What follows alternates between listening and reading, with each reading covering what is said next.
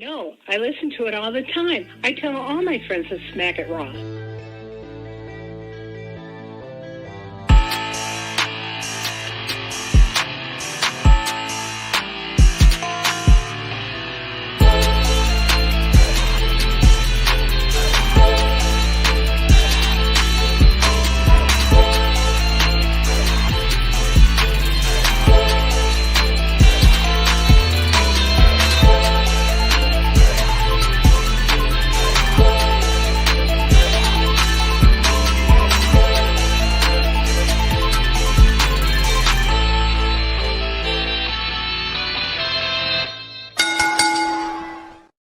Following podcast contains mature content. The views and opinions expressed by the host are not necessarily those of the host. Listener discretion is advised.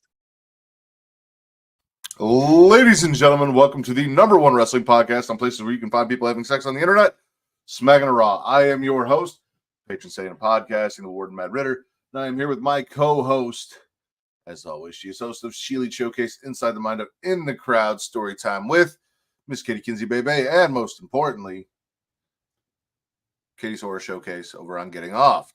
What's up, Katie? Hi. Hi. Oh, we started a cult. That's fun. It's been a week. Sorry, I saw this week. Yeah.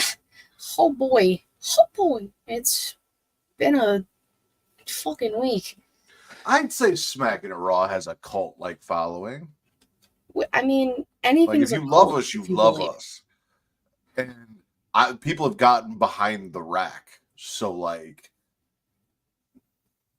the rack is the cult leader. That or I'm the cult leader and the rack is the deity with which they worship. Okay. Okay. Makes sense, doesn't it? Yeah, right? This is their house of worship and they all come to praise and call on the rack. Not the rack. Anybody but the rack. Hey, that's your best friend. Let's not do that. But anyway, what? I'm sorry. What was that? What was that? Listen, they're right Don't here. You can hang out with him tonight. No. No gracias. No me gusta. Don't be mean. I'm not being mean. It's just crazy to me that literally everyone but you and my wife loves the fucking rack. I told you I have a love-hate relationship with the rack. He loves you and you hate him. Yeah, no, I get what you meant by that, but well, no, because the rack is the reason that a certain clip of me gets used all of the time. It's not all of the time. It literally got brought up on Young Kings. Well, yeah, they're the ones that made the clip. Yeah, they're I know. The clip keepers. And I got mad. I was like, I don't want to talk about this. They're mean. Get bullied. Get bullied by my friends. That's what friends are for. Not really. It is. No. It's safe bullying. We wouldn't bully you into a severe depression. We're not really bullying you. You're teasing. Exactly. That's what friends are for. And that's what friends are for. I want to thank everyone who's watching us live right now, whether you were checking us out at twitch.tv/creationworld, where if you we did the same time. Where if you have an Amazon Prime subscription, you have Prime Gaming. If you have Prime Gaming, you take your Twitch account, then you take your Amazon account. They have a couple drinks together, a little talk, maybe at the end of the night, and then free sub for you. You give that to me, or maybe Katie, probably me, and also Katie. Maybe you give it to me 1 month and then you give it to Katie the next month. We'll share you. We're good. We're good at sharing. We don't mind sharing. So do that. Or any of your favorite Twitch streamers, content creators. Just use that free sub. Don't let it go to waste. Like I said, if you're already paying for it, it's there. You got it.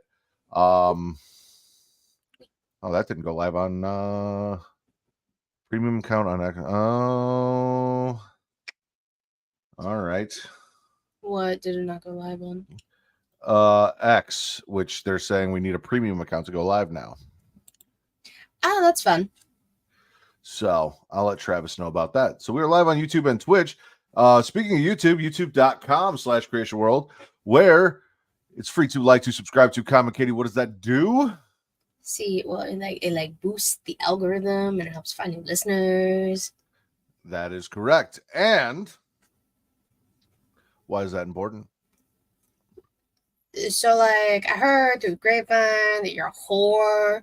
So that might be why. That is correct, ladies and gentlemen. I am a whore for your likes, for your comments, for your attention. So I need you to spread me around. Tell everyone you know about me. Let everyone know, hey, Smackin It Raw, #1 wrestling podcast. Some places where you can find people having sex on the internet. Spit and Swallow, Smash and Pass, Hawk Tua, all that fun shit. Hey, Eminem did it. I can do it again. Point is, spread me around, spread Katie around, get our names out there, get people watching both of our shows so that we can continue to entertain as many people as possible. That is the whole reason that we do this, is to come on here and entertain you.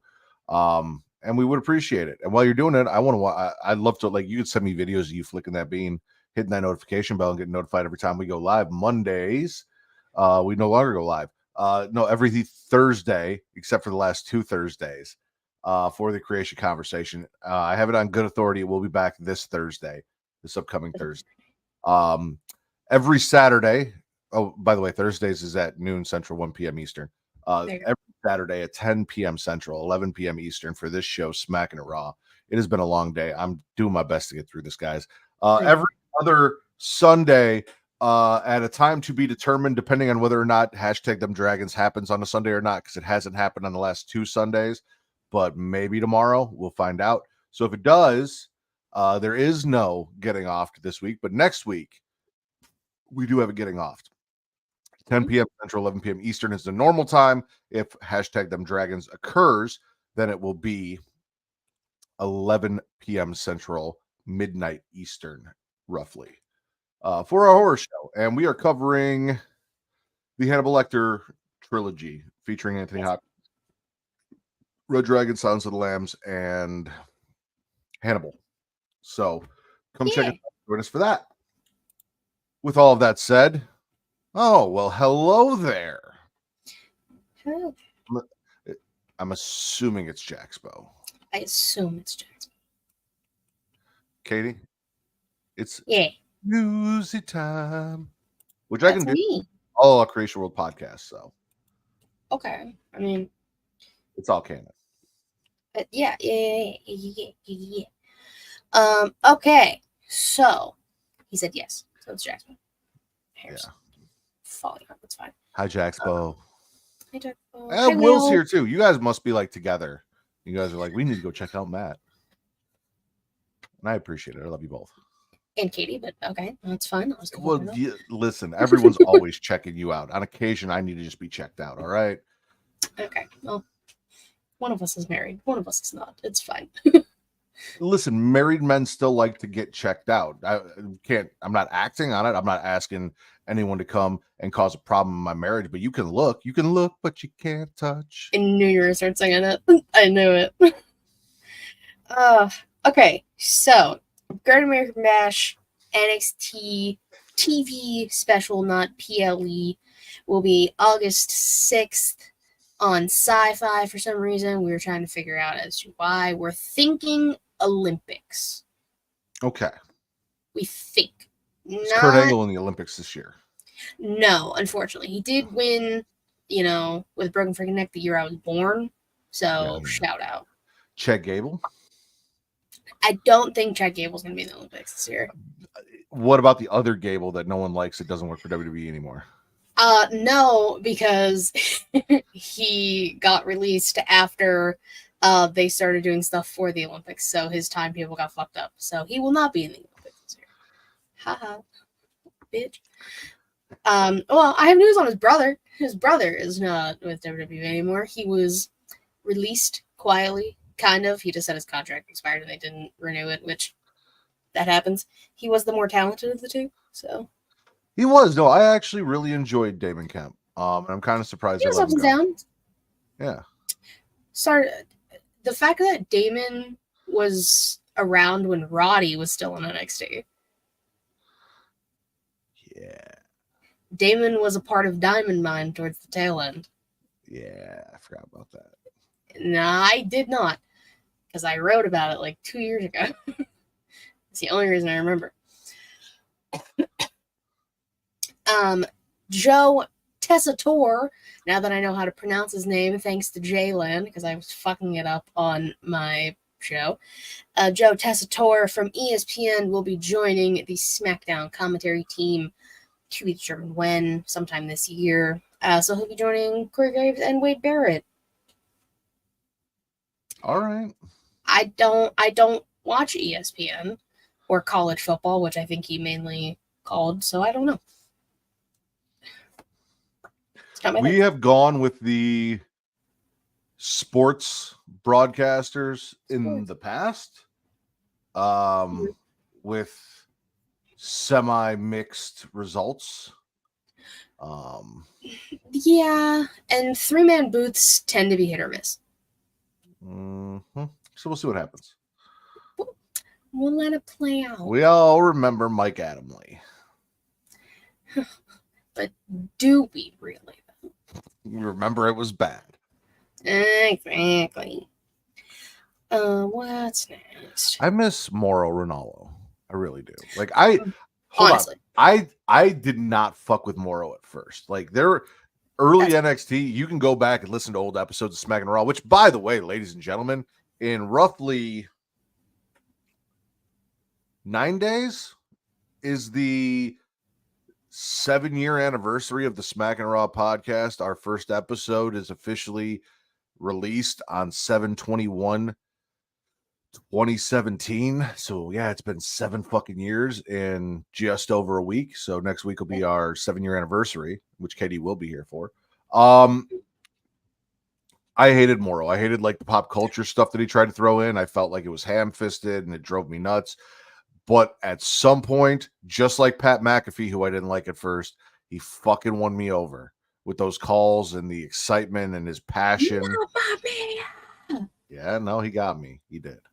So I miss Mauro. Oh, yeah. Me too. But I think he does.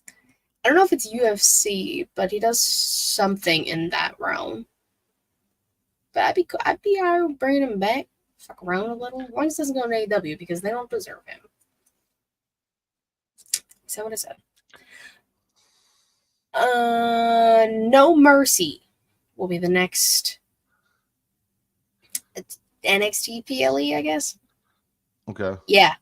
So it's after Bash in Berlin, except it's not in Berlin, it's in Denver. So it's just like the next night. So it's September 1st. Okay. Yeah. So it's like SummerSlam's in 3 weeks. 2 weeks. Yes. 3. SummerSlam's in 3 weeks, and then at the end of August is Bash in Berlin. Okay. And then after Bash in Berlin, the next night will be No Mercy, NXT. Right. Yeah. I'm cool with that. Yeah. Yeah, I have no issue with that. I like No Mercy. It was a video game. It was a video game. We're bringing back Bad Blood. Where's my fucking Armageddon? I need Armageddon back. That's what I want back. Oh. Soon, probably, at this point. With all these fucking blood feuds, they gotta ramp shit up. Armageddon and Starrcade. Like NXT, I need you to bring back Starrcade. And WWE bring back Armageddon. Okay. I don't really have much to say. Fuck WWE Day One, by the way. We don't need that Day shit. One-ish. No, we're good. But hear me out. Day One-ish. Hear me out. Tyler Bate, big strong boy, tore his pectoral muscle clean off the bone. Apparently on NXT 2 weeks ago, and no one knew. I was not aware until I saw pictures of his surgery that was successful earlier this week. So big strong boy had a soft ass titty, huh? Don't you hate when that happens? Really do. But that also explains like why Pete Dunne was like on the main roster and shit chilling. Because I was like, the fuck's Peter Dunne doing here? Like, you're not on the show anymore. Or are you? Because like, where did you get Bradford to? Nobody knows. Brand splits aren't real. Nobody knows. And then the final thing is a lot in one. I still don't know how to pronounce her last name. It's gonna piss me off that I don't. Vaquer. Vaquer. Okay. See, I kept fucking up on my show, and then like I thought about it. Stephanie Vaquer, is a part of NXT now. She's currently in Mexico City, where WWE is doing live shows. So she's a part of the WWE brand, but she will be on the NXT brand. Had to drop the CMLL and some other title that she held. She did not put over Tessa Blanchard before she left, and she should not, because fuck Tessa. Actually, tonight, before this, new CMLL Women's Champion Willow Nightingale. Shout out to Willow for winning. There was a triple threat that was happening, and she won. So, yeah, Stephanie apparently burned a lot of bridges, and people aren't happy in other companies. But this is where she wanted to go. And she said, fuck you guys, see you later. All right. I saw all the discourse. Of this is not blah, blah, blah, and people just not happy that she signed with WWE in general, and the back and forth, and like the weird WWE fans who's like, she's ours now, get over it. And it's like, we don't own people around here. Like, no, you guys can cut that the fuck out. But also just like people being mad and finding a way to blame WWE for her decision, because for a lot of them it's the Fed, fuck the Fed, right? It's always WWE's fault. Mind you, we also got Julia, and Julia was allowed to finish out her dates. This was not something that I think WWE demanded of her. I don't know why they tell her you can't go and drop your titles and do this shit, but they let Julia compete. Yeah, Julia, I think, is just finishing up Marigold stuff like right now. Exactly. Now I understand that I think WWE has a somewhat working relationship with Marigold and not so much with CMLL. That's an AEW thing. But again, I honestly don't know that the company told her, hey, you have to drop the titles and immediately come here. You cannot, blah, blah, blah. And also, if Tessa Blanchard was the planned person to drop one of the titles too, like I would have said, fuck that too. So like, are we really going to excuse the idea of having her drop belts to Tessa Blanchard just to shit on WWE? Like, come on, guys. No, it's a fuck Tessa Blanchard all day, every day up in this house. Take your bias, take your hate for a corporation and shove it up your ass. Please. Like, turn it sideways, shine it up real nice, turn it sideways, stick it straight up your candy ass. Like, I'm so sick of the WWE's evil, AEW sucks. There's good and bad on both. That's what we do here every week. We spit and swallow. We spit the shit that sucks on all the shows or that we don't like. We swallow the stuff that we do like on all the shows, including TNA now. Like, well, one of us watches TNA. Not me. That's it. That's all I had. Oh, actually, there's another thing. I just forgot the date. WWE and Call of Duty are doing something together. Yeah, I saw that. And everyone was like, we want Tony. Listen. I used to fuck up some Call of Duty back in the day. Call of Duty Modern Warfare 2, to be exact. Are you familiar with Tony? Tony the Tiger? No. So there was a character in one of the games, maybe in multiple games, named Tony. Looks kind of like Shelton Benjamin, military fatigues and dog tags. Okay. Playable character. Maybe in a storyline. I don't remember anything storyline-wise. I would just play with friends and hide in bushes and snipe. We're talking WWE video games now. We're not talking Call of Duty. I'm just talking about Call of Duty. I don't remember WWE games either. That's what I'm saying. There was a character named Tony because like tribute to the troops and all that shit, and John Cena, But like, who was in like military fatigues and shit. In what game? I don't remember off the top of my head. I saw them posting it, and I vaguely remember that what it was from and what it was. And they're like, I do didn't the right see thing for Tony. anything about that. That So we are clearly on two different things. Handy, but Jess is not here. Jess would know. Just would know. All right, Katie. Oh yeah, I should have prepped that. Hold on a second. Okay.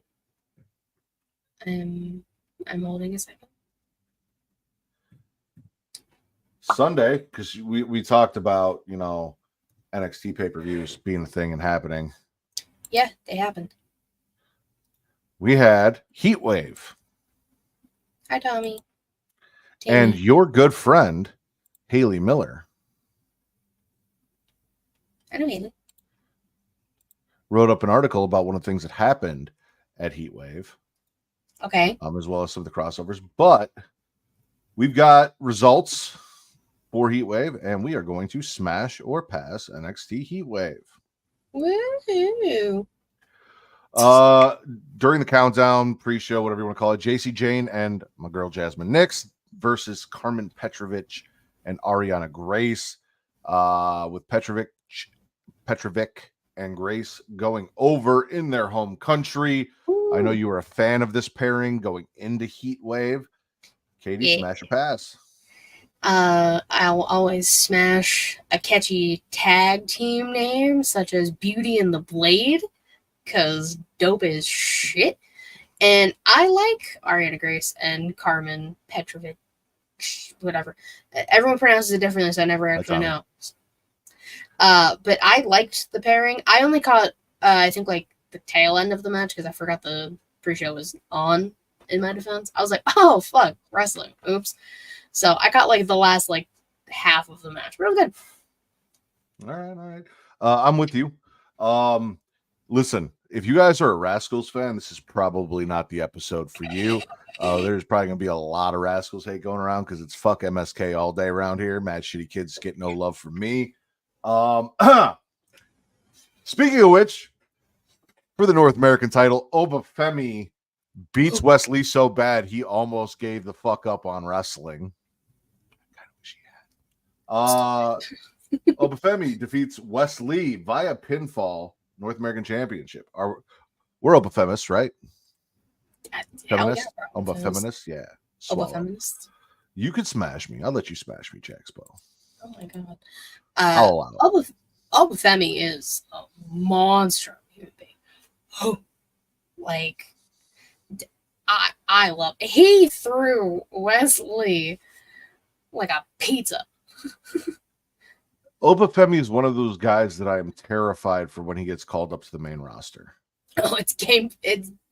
They're gonna ruin him, or the slight possibility that he'll be used better because like he's good on the mic. He has personality. He's really good in the ring. It's possible. Ruining him is what I'm worried about. They have a tendency to do that.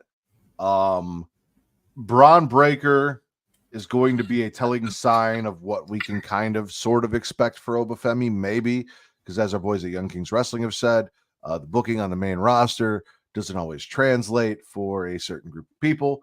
But hopefully he is utilized as the beast he is in NXT on the main roster.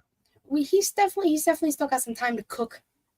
Some simmer happening down in NXT. Like he's only been there for maybe a year. Like, excuse me, you can just keep him down there. Like, let him just run everything in NXT for like another year. Fuck around a little. Yeah, no, I don't want to see him on the main roster until he holds the NXT championship. So I can agree with that. Speaking of North American titles, to quote one David Meltzer. I can't believe I have to hear this again. Go ahead. A well-choreographed gymnastics display that didn't quite translate as a wrestling match. Dave, go fuck yourself. Smashing Kalani Jordan, defeating Sol Ruka. Ruka.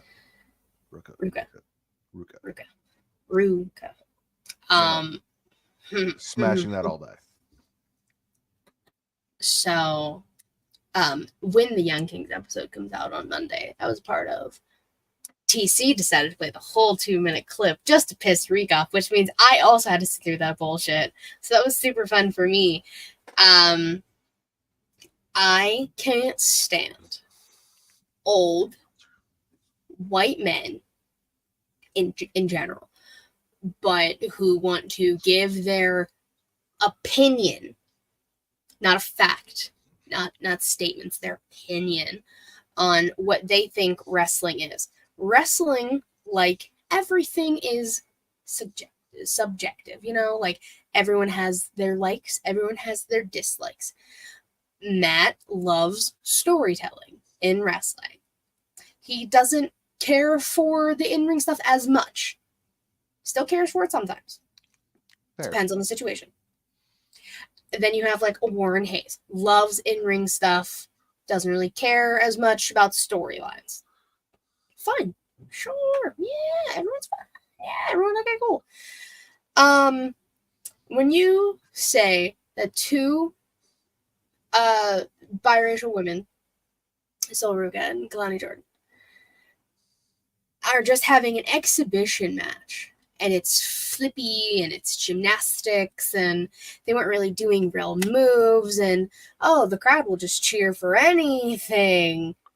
No, they're cheering because it's fantastic. They're cheering because these two women have only been wrestling combined maybe 5 years, if that. They're cheering because they're invested in these two women. Now, if this would have been Will Ospreay and Swerve Strickland, you would have gave that shit 5 stars, Uncle Dave. But no, you gave this like 2.25, maybe 3.25. I don't necessarily remember. But stars don't matter. Well, they don't matter, but I actually believe that there was a sequence in this match that was like spot for spot from a sequence that Dave did give 5 stars, or for a match that Dave did give 5 stars to.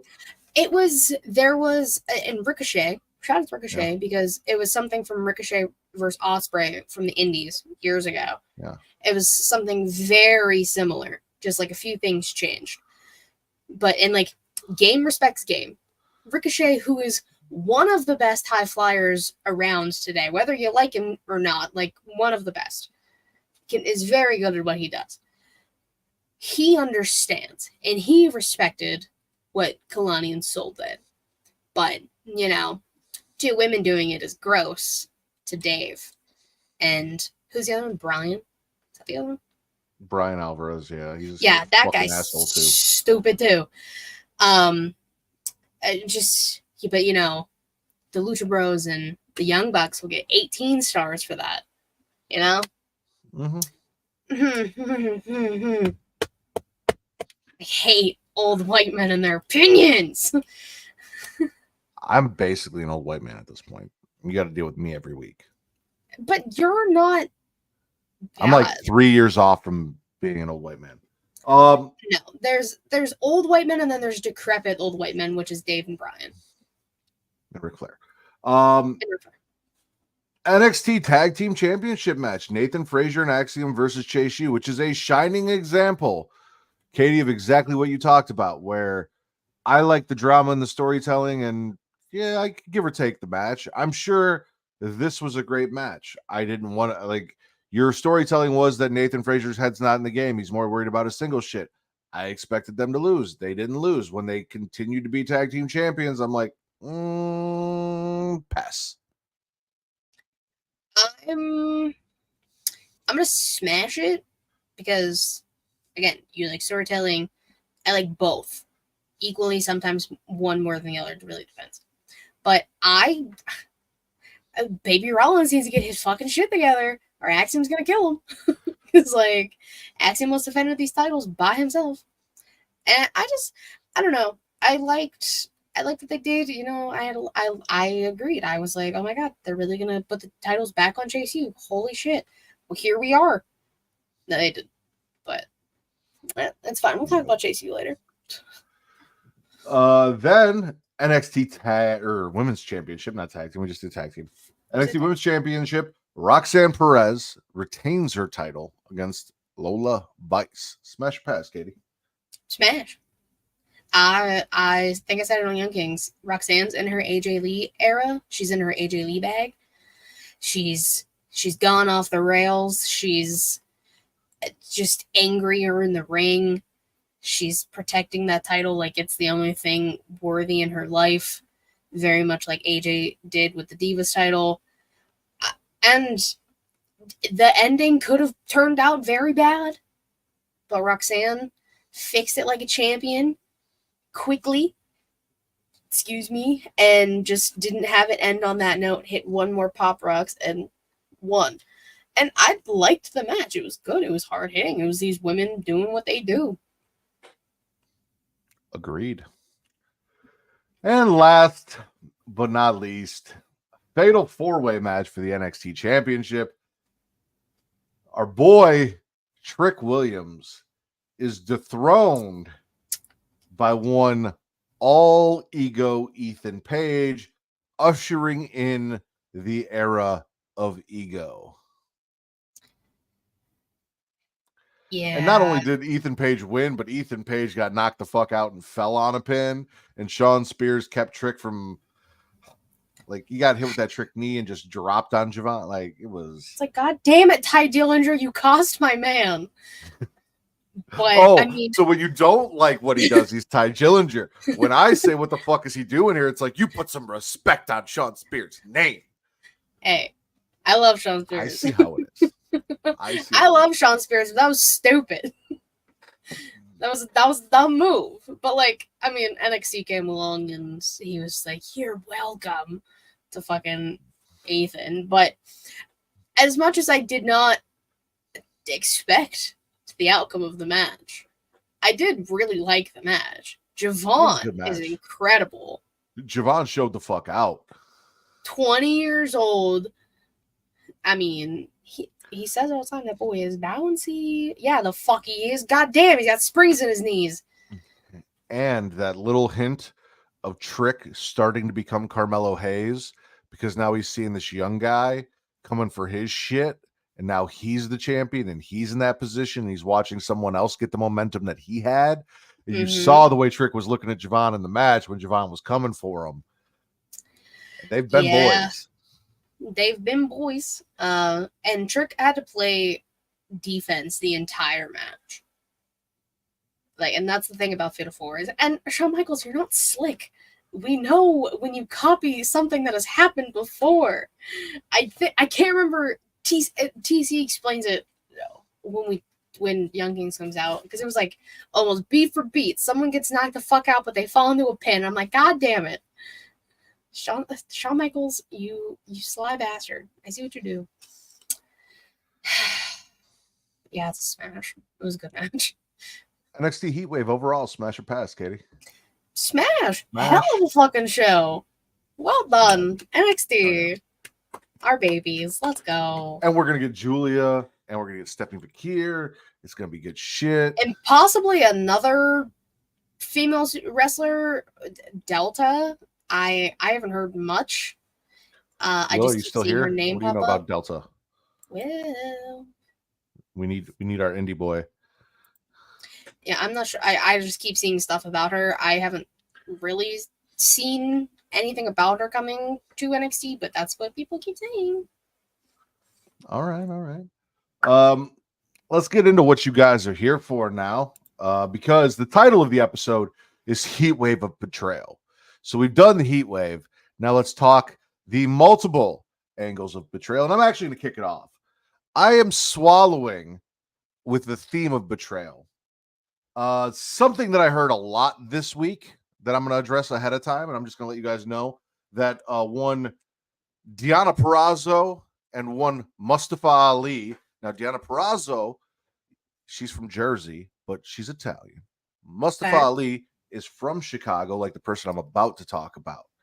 They've all had a common theme, right, that we need to talk about in the lines of betrayal. And that is that actions have consequences. It is going to be Chicago's new fucking motto, I swear to God. For the Italians, anyway. So CM Punk comes out and cuts a promo. Says he's been trying to teach Drew the lesson that there are consequences for his actions. Actions have consequences, which me and Reek have laid out for you across Smackin It Raw and Young Kings Wrestling. And Katie she even sided with us a little bit this week on the She Elite Showcase. She said she did a little Stephanie Vaquer cosplay. She put her horns on, played devil's advocate. We loved it. Punk said that he's been fined $25,000, but Drew got fined double that for putting hands on Adam Pearce. Punk wants the suspension lifted. He's like, dude, you guys all want to see it. I want to get my fucking hands on this dude. Let's go. And if that's not enough, ladies and gentlemen, because it wasn't, Seth motherfucking Rollins, come Netflix, comes out so that Punk goes to commentary. By the way, you still have to write things down for bullet points, even though we have titles. You didn't. I know. Last week, okay. Well, you didn't give me any bullet points last week. Last week, so much happened. I didn't have room on my notebook for bullet points. Seth comes out. Punk walks over to commentary, starts having a chat with Pat McAfee, giving Pat shit about how Pat's never had Punk on his show while waiting for Seth to do his full entrance. Seth's like, why don't you get in the fucking ring? Let me kick your ass. Punk's like, listen, I told you the last time we were in the ring together, you get one. You get one time to be disrespectful, and I'll let it slide. And you've used it already. Seth said Punk got in his business, and Punk said, no, that was my business. You got a wife, you got a daughter, right? I got a wife, I got a Larry, and that man beat me up in front of my home crowd, stole a bracelet that, probably isn't worth much on market value, but meant the fucking world to me, with my wife and fur baby's name on it, and is parading it around. And he made it fucking personal. He brought my family into it. And you should be able to fucking understand that, Seth, as a family man yourself. And then it wasn't easy for him, but CM Punk apologizes. Unfortunately, he apologizes and then adds a but. But can you really blame him? Seth calls Punk a gaslighting girl boss. Shout out to Katie. And the dumbest smart dude he has ever met. The world does not revolve around CM Punk is the one lesson CM Punk has not learned. And I'm not going to say Seth is lying here. And I love CM Punk. It's Punk's fault that Seth didn't win. He said he can understand the ref botch, which nobody else can, but okay, good on you. He can understand the cash-in. Fair. You won a title with the cash-in.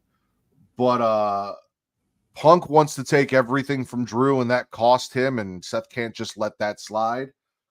So actions do have consequences, CM Punk. And just like you said, as long as there is breath in your lungs, Drew McIntyre will never hold the World Heavyweight Championship. I am going to make sure that you never take from Drew the way that you want to take from him now. Like he's made you his goal because you took from Seth unintentionally.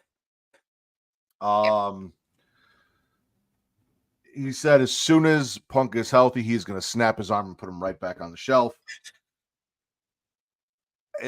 I saw some people shitting on this. This was a fucking amazing. Like, those are two of the best promo people. Like, we love Britt Baker, right? No, we love Britt Baker. We do. But I saw people I saw people talking highly about the Mercedes Britt promo that also shit on this promo. And I'm like, I don't know what fucking drugs you guys are taking, but it's probably fentanyl because Jesus Christ. No, it's back to that whole like tribalism thing we talked about earlier. Yeah. Yeah, no, that's what it is. No, this was amazing. I loved every second of this. Seth being like I'm above you now, and it's not just the heels. I'm like, okay, Queen, pop off. I love that Seth just like casually wears heels. It's like, yes, serve. He's serving what? Cunt. Always.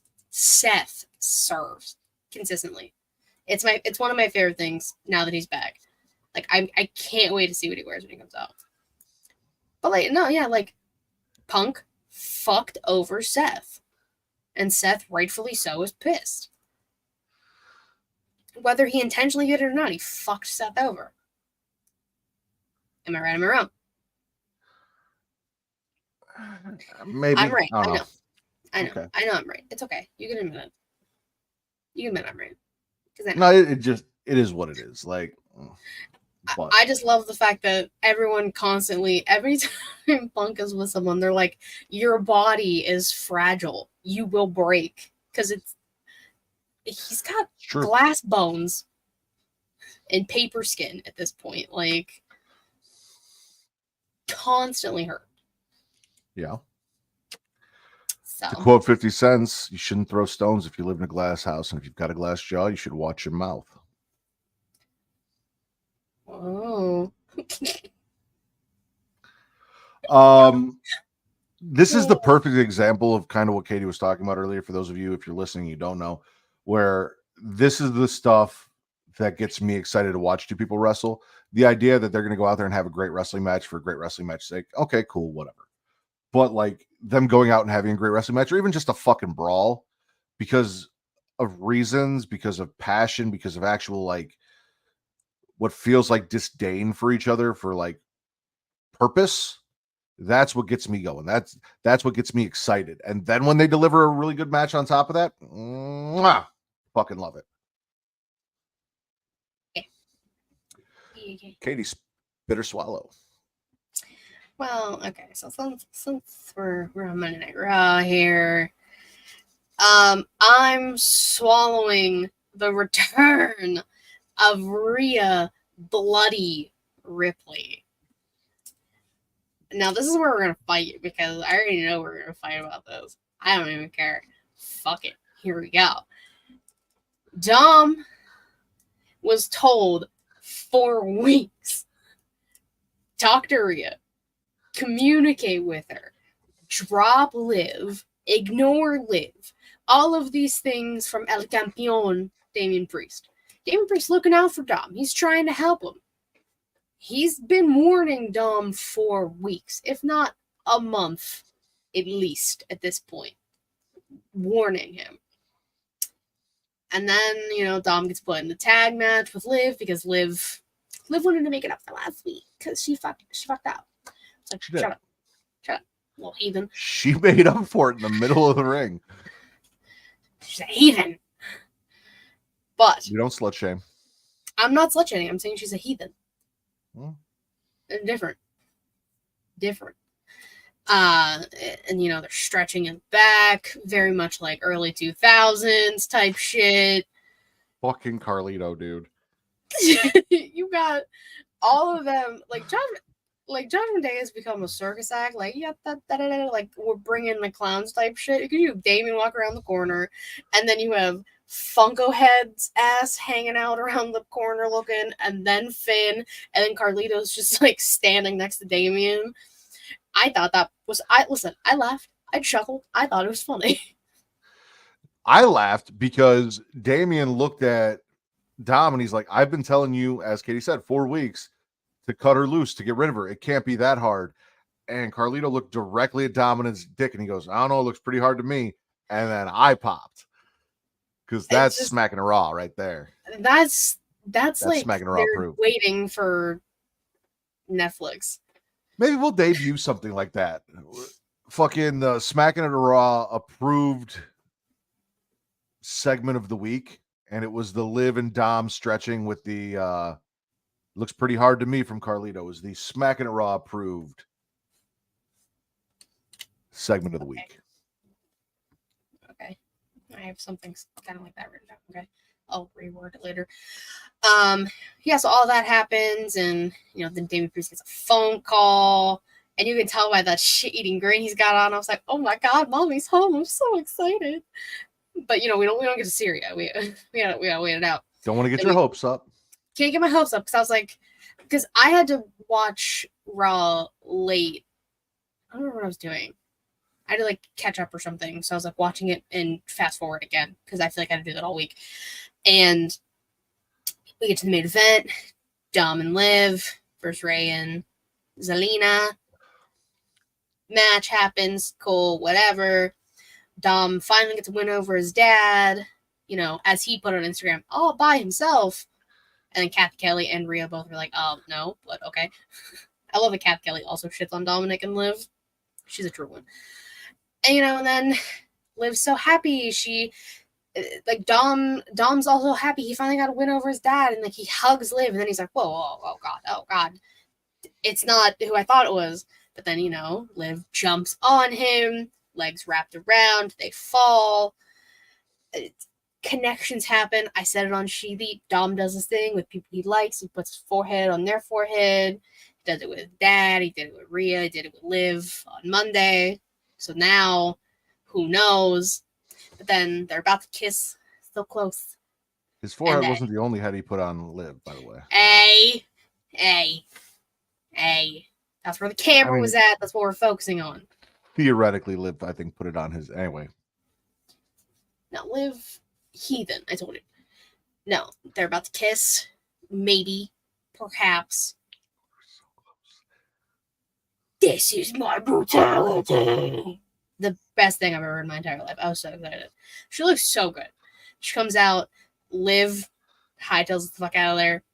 Did she give you, like, movie parents come into the bedroom and you're climbing out the window so you don't get caught vibes when the way she escaped? Yeah. Because, like, why did she run like that? She did. Like, she just... Because Rhea's back. Because mommy's home. And they, like... I'm so sick of USA, like, cutting off when, like, good things happen. Because, like, she did this thing to Dom, which I would have folded like a fucking towel. You do that shit to me, I'm done. Especially from Rhea. Oh, my God. And then, like, they basically, like, shut off. They were just like, and no more telecast for you guys. Shout out to the WWE team. They're like, hey, this is what you missed because USA sucks. And it's Dom pleading with Rhea, and she's just ignoring him. Brushes her shoulder off as she's getting out of the ring. Oh, that man's is dead. A lot of people compared it to Eddie in China, which very apropos. That is... I mean, Eddie's kid, Dominic, looks just like him. Rhea, big, strong, beautiful woman like China was. It all makes sense. And then, I don't know if you saw this, we got Liv's POV after Rhea came out. Did you see this? No. Oh, yeah, so she was just like hiding behind the curtain when she ran away. And then, I can't tell like what part it was, like if it was on TV or not, where that was happening, but she like turned around and was like smiling and laughing because she doesn't want Dom. Like I've been saying. No, she does. No, she doesn't. Especially after that tag team match, because I made the head joke, but Dom got a face full of Liv in the corner. He did. And she looked very satisfied. She did. He looked mortified. I don't know why. Listen. Because he doesn't like her. We are wrestling fans, right? I have seen people shoved into Rikishi's ass. I have seen people shoved into Vince McMahon's ass. I've seen people have to go like crotch first from like Mae Young. Yeah. Like, there's not a lot of positive places in a wrestling ring where you can land, and that is one of the most positive places you can be. I mean, I think it's going to be a bunch of groveling and begging Rhea to forgive him. Like, mommy, please. I didn't. And she'd be like, shut up, bitch smack, and be like, shut the fuck up. I hope she just beats his ass on Monday. That's what I want, because he doesn't deserve her. She's too good for him. Rhea bloody Ripley. And you know what? Shout out to Damian Priest for being like, told you, bitch. Aha. And Terror Twins. That's all I need is my Terror Twins. I don't give a fuck about the rest of Judgment Day anymore.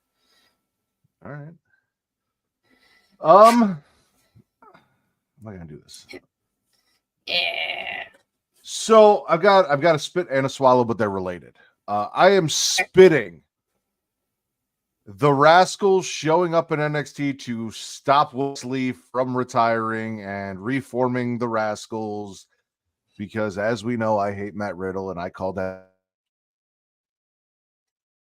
Okay. Oh, here we go. Oh, there we go. There it's you go. me. I thought it was you, but now my yeah. No, it's Did you hear me? Because you heard, all I heard was, well, as you know, and then you kind of started doing that.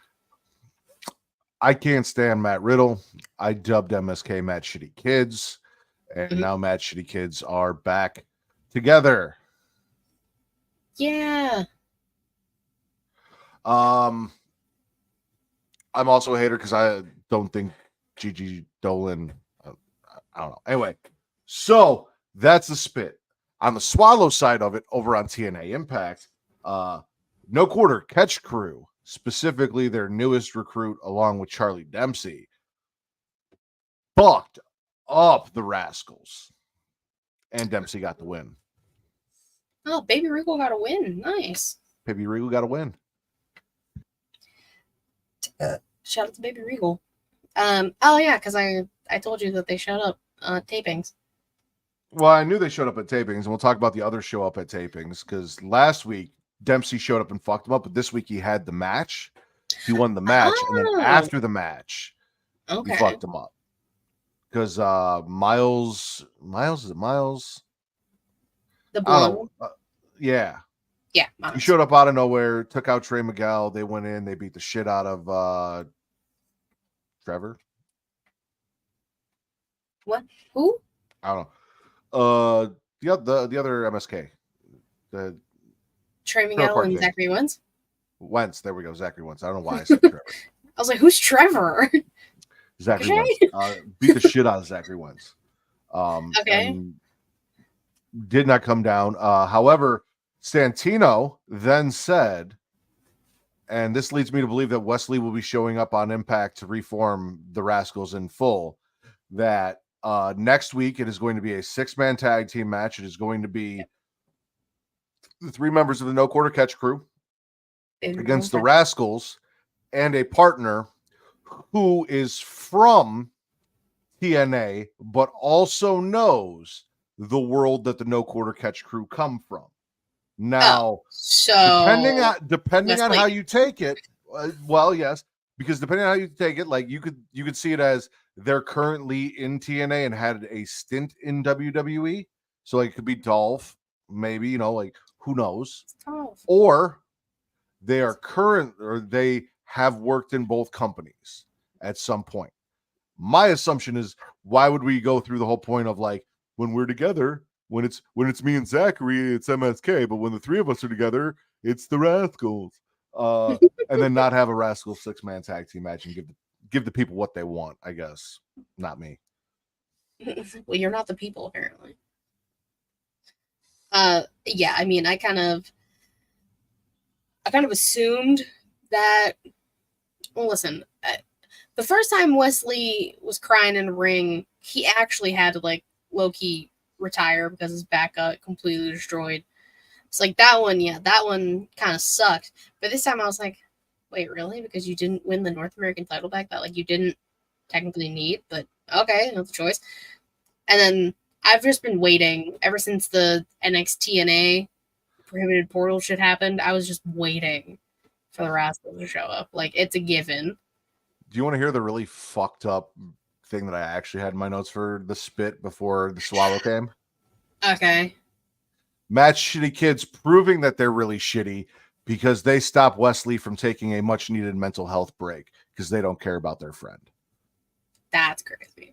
I also love the fact that Trey Miguel is a Mad Shitty Kid, even though he has never been a part of MSK and has never been in NXT. By association, all right? By association. Listen, here's the thing, right?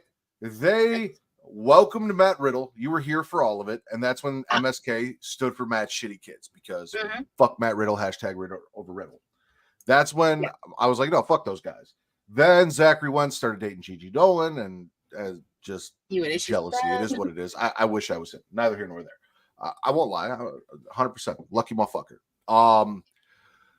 Got kicked out from NXT for allegations and a bunch of bullshit, right? But the whole concept is that these people, Zachary and Wes, have bad taste, that they befriended one Matt Riddle, that they, right? So then the theory would then lead that anyone that is theoretically friends with them also makes bad decisions and has bad taste, and not our kind of white people. Well, yeah, Matt Riddle's not our kind of white people at all. But, okay, so my counterpoint, Trey Miguel was their friend before they became Matt Shitty's kid. Matt Shitty Kids. But what I'm saying is like people attract, right? So like if they have bad taste, he probably also has bad taste. Oh, so like in real life, I'm low-key an asshole, so I attract assholes. You hang out with me every fucking week, Katie. Sometimes twice a week. Sometimes 3 times a week. Exactly. So Depends. yes, all tracks. Okay. I was just checking. That's fun. Katie Wrestling. Yo. Bitter swallow. I'm going to swallow Damage Control versus the Party Birds. Lyra Valkyria and Ninja Disco Sex Party. Disco Ninja Sex Party. Whatever. I haven't called them that in a long time. It's Kate and Katana. I just love that Lyra's like has friends, and she's doing her whole dance with Kate, and I was like, oh, she's so cute. I love her. But then, the match happened. Cool, whatever. I'm not even talking about that. Sonya, Shayna, and Zoe. The clit. I'll write it down. I've been wanting to see what this was going to lead to. Sonya for months, or not even months, a month probably, has been, recruiting backstage, mainly Shayna and Zoe. Shayna was not really on board, but now Shayna is on board because they didn't win the tag titles. And what else are you going to do besides create a female faction with 2 actual lesbians, and I don't know what Zoe's sexual orientation is, but like 2 are actually lesbians. Like, that's kind of cool. And just Sonya is so pretty. I got Sonya and Rhea on the same night. Is this 2020? Because like, what the fuck? I came up with the clit, spelled it like the click, obviously, hence what that is. But like, have you seen Jay and Silent Bob Strike Back? Not in a very long time. Okay, so there is an acronym for clit that they say that they're using, and then they make Jay record a video where he talks about how he's the clit commander, how he runs that shit, because it's Jay and he doesn't know, and then they like frame them for domestic terrorism, for blowing up an animal testing lab or some shit, right?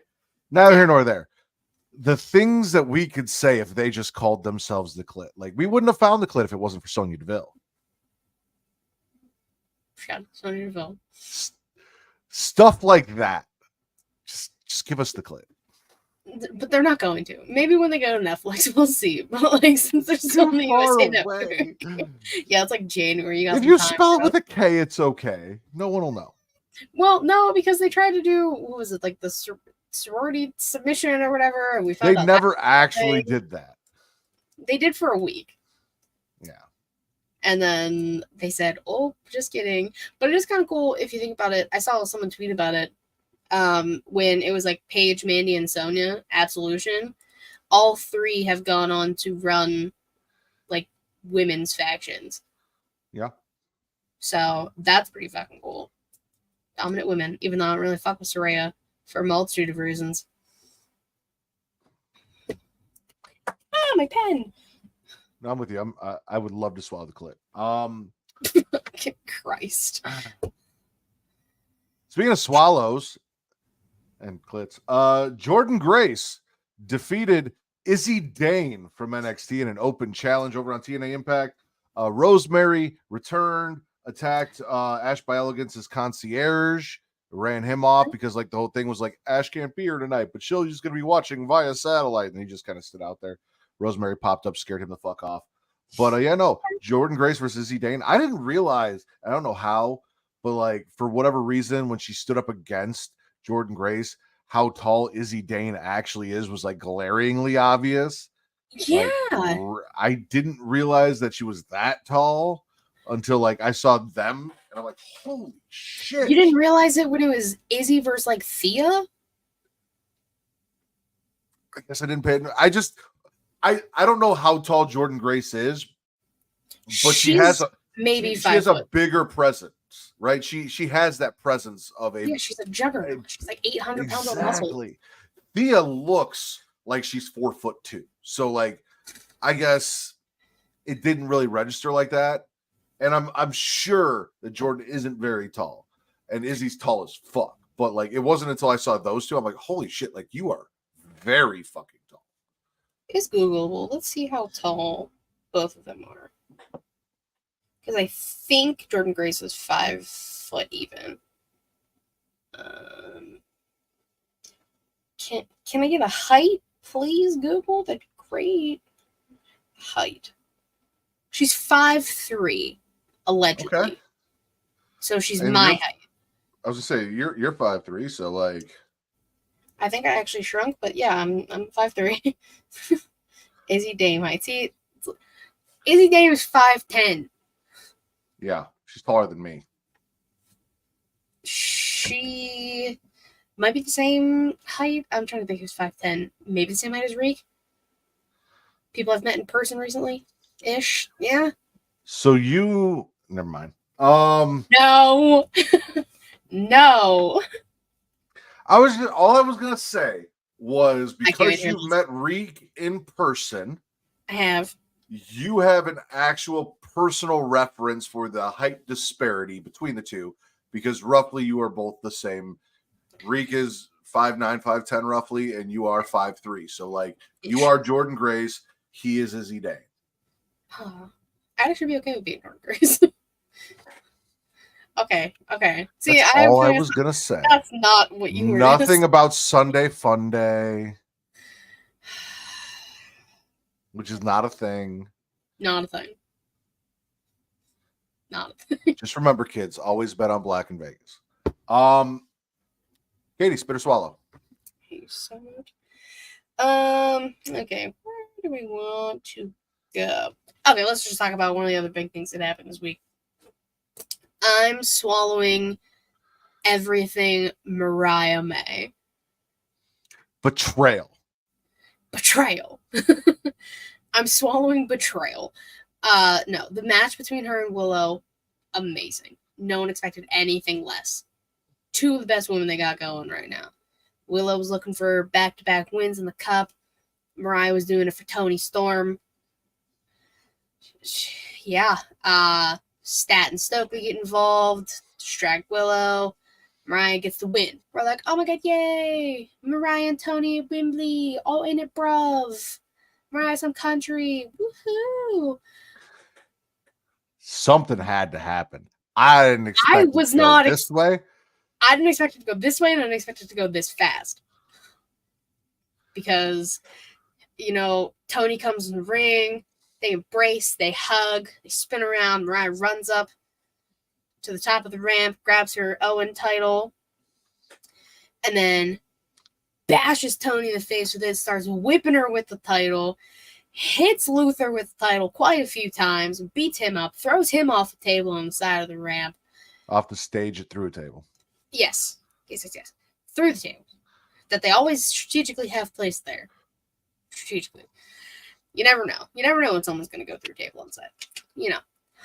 And then proceeds to continue to beat up Toni Storm, who is now bloodied a little bit. Takes the Should have watched shoe. out for the shoe. Because it's always chin up, tits out, and watch for the shoe. She did not watch for the shoe. Uses the heel and digs it in. It was getting hard to watch. Because like Tony's whole new meaning to dig in your heels. Write that down.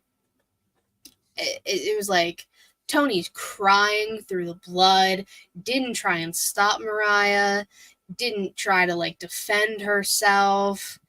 Couldn't. Mariah was her protege. And I love that it's all like whatever really happened to Baby Jane and like Joan Crawford, Betty Davis type, like old-timey type shit for like movie, like for cinephiles.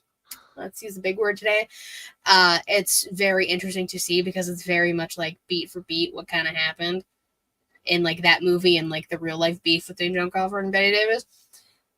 And I saw someone tweet that they want Toni to be like noir Toni now, just like dark and brooding. And I'm like, I wouldn't be mad at that.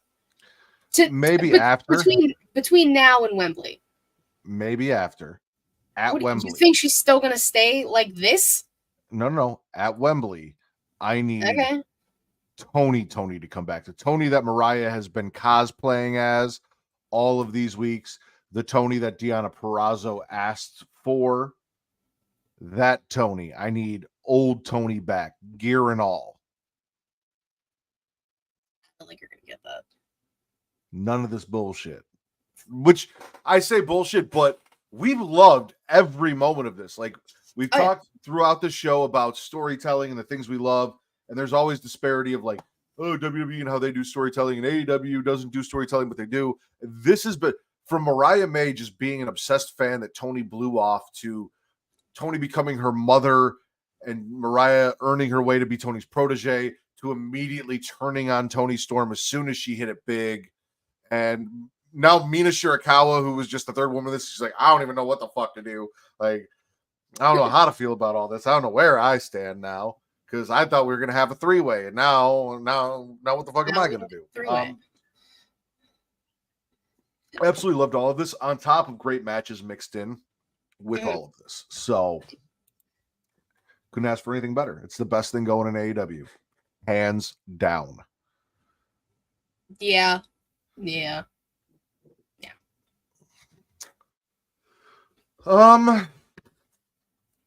did that.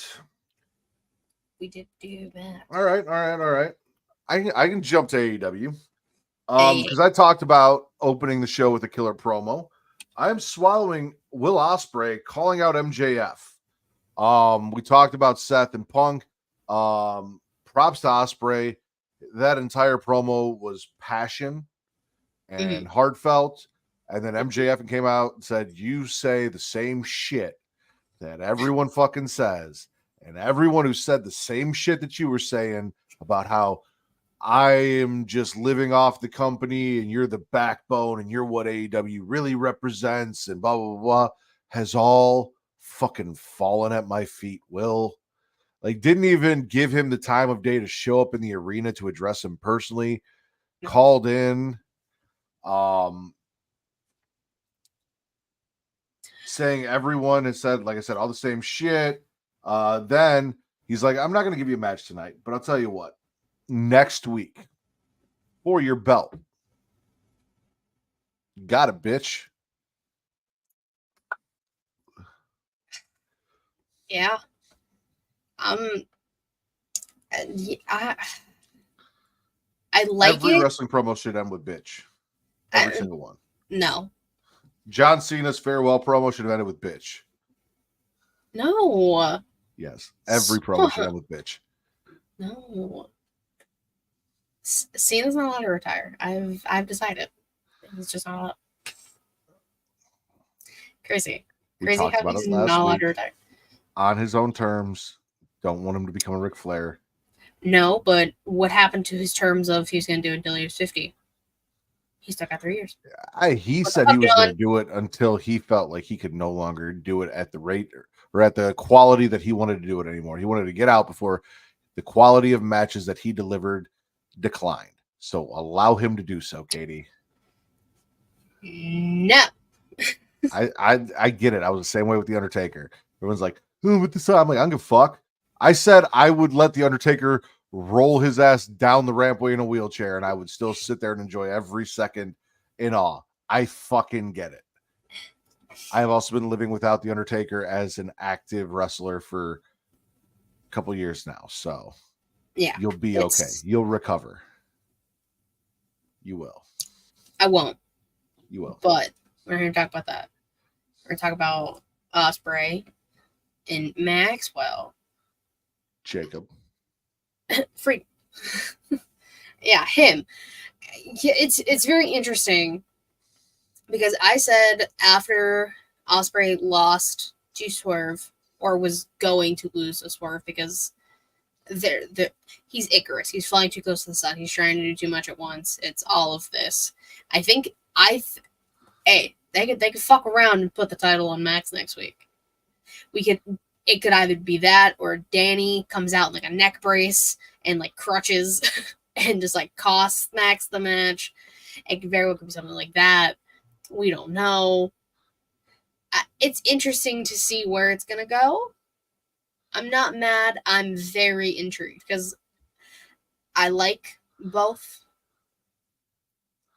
And Maxwell is a scumbag, like back to true scumbag form. And Ospreay is just like, I'm here, bruv. AEW, bruv. I need him to say bruv in his promos more so I can keep my tallies. Fair. That's all I ask for. That's all I ask. Katie, spit or swallow. I'm going to. Oh, I forgot I had that up there. I'm going to spit Chris Jericho's existence like I do every single week. On top of the fact, regardless, sorry, this was next on my list, and you got to get it off your chest on Sheelite already. And I heard what you had to say, and I was just sitting there fucking fuming in the comments. So I don't give a fuck where Samoa Joe is going. Anyone but Chris Jericho. Big Bill. We bring out Jeff Cobb. The fucking bounty hunter. Like anyone but Jericho to write him off. Sure, whatever. Anyone but Chris Jericho. He hangs out with Jericho. He has lost privileges of me using his name. Again, poor taste in white people. Anyone but Jericho to fucking write off Samoa Joe. And I understand that. Fuck that. Fuck that. I understand. No, shout out to Twisted Metal. I was gonna say, Jesus Christ, we're getting our season 2 started, which means it's gonna come back soon.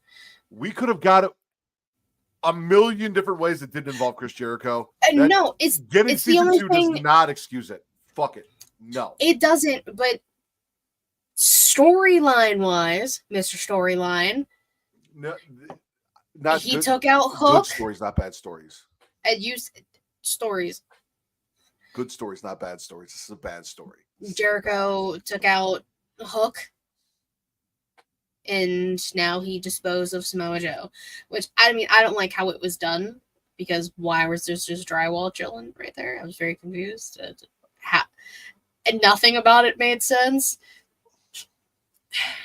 But you've never been thrown on a forklift and driven through a wall and then had to go to the hospital and okay.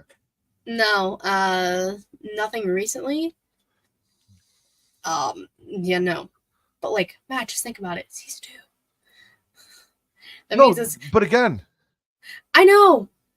Just it's Tony Khan who is obsessed with Chris Jericho. I'm not even surprised that was how that happened. Because Tony Khan has poor taste in white people. I would have been far more satisfied if we literally had a backstage segment where Samoa Joe looked at Hook and Shibata and said, "Listen, Hook, Bread, hear me out. Twisted Metal season 2. I'm out. You guys got this," and then just left. Well, we couldn't do that because Hook's already gone. He couldn't be like Hook, Bread. He would be like, Bread, listen, this is what's gonna happen. Bread, listen. I don't even know what the fuck happened to Shibata. I don't even know where he is. All I know is Hook got taken out with like a fucking fireball. I don't know. I just don't understand. I just want Twisted Metal season 2 now, and I'm not gonna get that until next year, which sucks. Fair. Swallowing Jey Uso versus Chad Gable. Woo! Mostly for all of the stuff that didn't involve the match. Like the match was cool.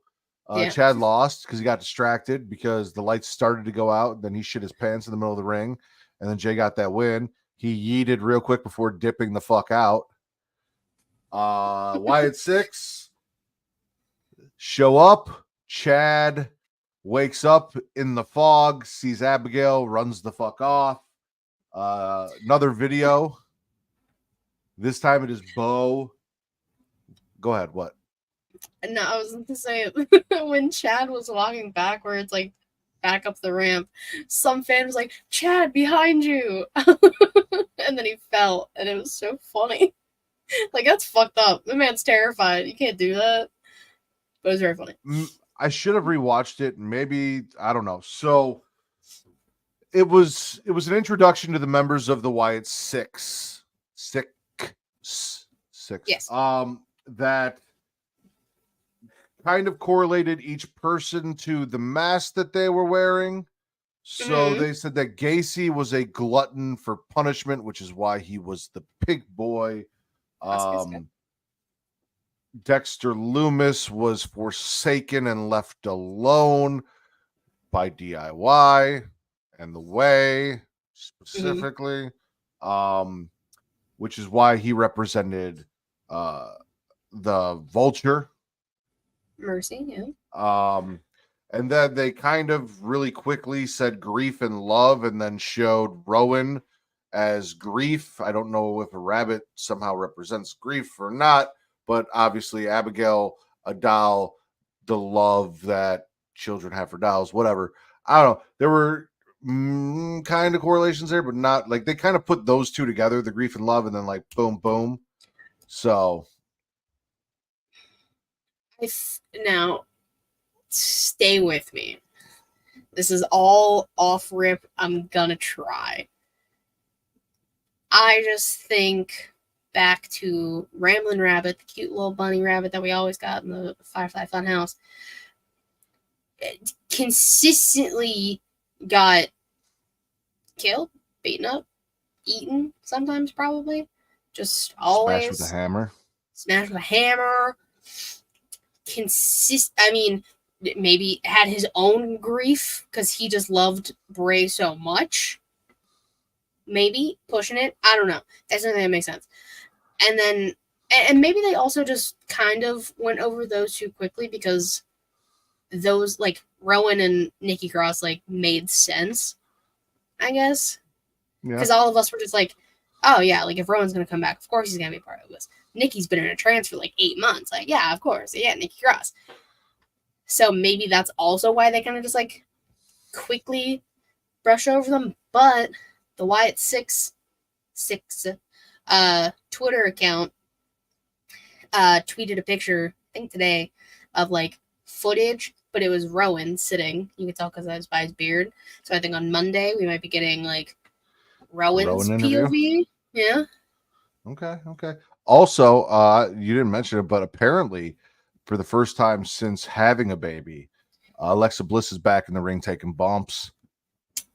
She did a handspring, back handspring for the first time. She's coming. Cleveland's in 3 weeks. She might show up. Luckily, she isn't at Ryan Cabrera. Anyway, on top of all of that, Chad then goes to Adam Pearce and he's like, what the fuck are you gonna do about this, Adam Pearce? I need a vacation. And Pearce is like, we'll look into it, we'll address it, but maybe, you should do some intro. You were a social worker, you took sociology and psychology classes, Katie, so you should understand what Adam Pearce said. Maybe you should take a look inside yourself to see why you're the target and not the victim. And Chad's like, I'm just going to handle it my own way. And then we also saw him doing what Katie's been begging for and talking to the Crazy Ivy Nile. Bitches. Diamond Mine in the background. Diamond Mine. Special place in my heart, always. But when Adam opened his office, Bo, sans mask, chilling in the office. That shit had me shook. He opened that door and I was like, oh! Last person I expected to see in there. Literally the last person I expected to see in there. And I know people say it all the time. Bo looks so much like Bray. Especially like certain things he does with his face. Like that smile in the office. I was like, that's crazy. And like the stuff in the video. I mean, like obviously I see familial similarities and things like that, but like Bo has always just looked like Bo to me. Like when everyone's like, oh my god, I'm like, I knew Bo before I knew Bray. I think it's because he grew his beard out. Maybe. Really think that's what it is. Because, like, yeah, I mean, you look back at all you have to do is Bo leave. Like, baby face Bo, like, looks like a child. NXT champion Bo Dallas while Bray was doing whatever the fuck he was doing. Swamp Father shit. Like, yeah. Swamp Father. Yeah. Nah, I love the Wyatt Six stuff. Give me more. Give me it every week. Start attacking people on SmackDown. Maybe. There's enough going on in SmackDown. We're going to talk about that. Katie, spit or swallow? I don't want to talk about it. You don't have to talk about it. I'll talk about it. You can talk about it. I didn't write it down because I knew you were going to talk about it. About whatever you want. And I want to talk about... Katie, what do you want to talk about? What do you want? We've both become Cody Rhodes. I'm going to swallow Tiffy Time, Queen Nia, BBL Bailey, and Michin. I know. I just wanted to say it first before I wrote it down. First of all, love Bailey to pieces. That outfit was BBL Bailey. But like, it ain't no BBL, bitch. That shit's real. We been new. We all know. But I talked about it. Tiffany has the case now. She's buddy with Nia.